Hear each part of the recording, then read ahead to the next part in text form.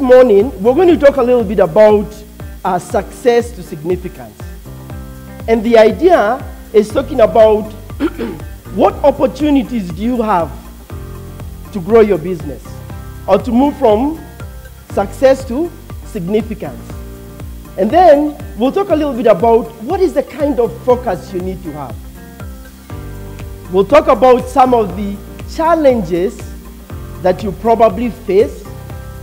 And then my very favorite, I'll show you the 7 stages of any organization, and then you can try and fit the organization where it is.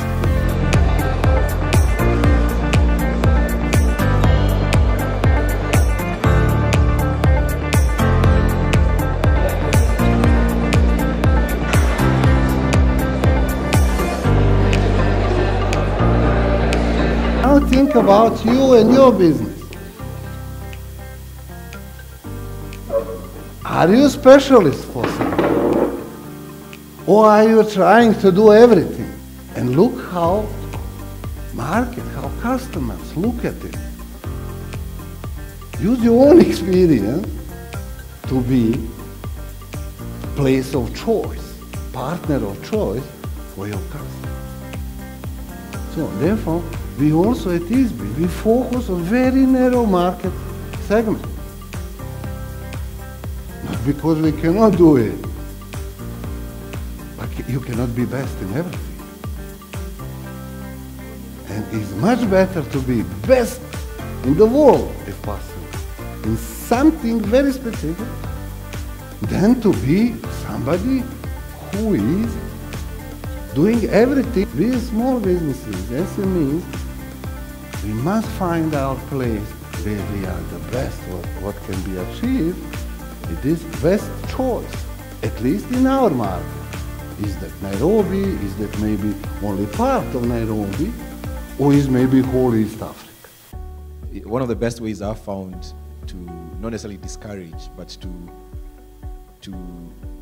expose my employees to the realities of entrepreneurship.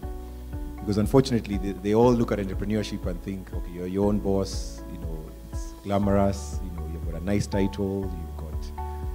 But I mean, we all know that entrepreneurship is not glamorous, right? It's glamorous maybe 5% of the time. The other 90% of the time, you're stressed, you're sleepless, you're having difficult conversations, you're firing people, you're fighting with employees.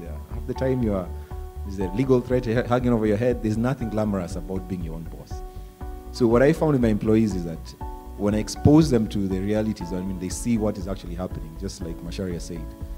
They start to realize that actually there's more to this than me going to start my own business, and it will be an easy sailing, thing that I'll get money and it'll be.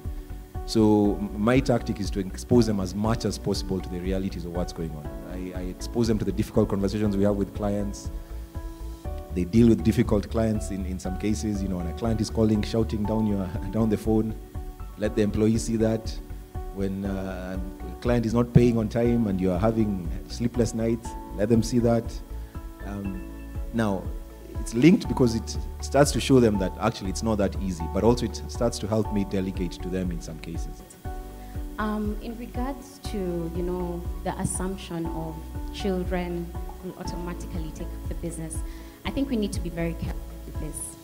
I say this because we are all individuals with, different goals, different dreams, different visions, different interests, which may not necessarily be in line with, the founder's business line. For my father, luckily, I was job hunting, and so I said, fine, I will join the business as I look for something. But then as I continued to, implement strategies, I realized that I was passionate about this, and so that's why I'm still here. But we have to realize that family member employees have enormous pressure, not only to deliver, but they have to prove to not only the founder, the board, but also the other employees themselves that they can actually deliver, and their being there is not based on the name or the last name that they have. You're fearing of somebody taking away your client. If a client is not loyal to you as the director, there's something wrong with you. Either your services are not perfect, and this guy whom you have employed has just realized you have a weakness. What's your weakness? Is it the way you talk to your clients? Is it the service you offer where you give a service and you disappear from even going to a site meeting after you have signed the contract? You'll never be seen anywhere until the time you're sending an invoice. That's when you are going to be seen. When you have a customer is your best friend. Supposed to call them at night. Make them know you care about them. Let them be the person whom they can talk to wherever there is a problem in a service or a good delivery. Not your staff. It's up to you as the director to let your staff have freedom to do whatever they want. Oftentimes, everybody knows what you do. The question is, who is helping you do what you do? How are you doing what you're doing, and why are you doing it? So the first thing I talked to you about a little bit was about what? The right talent.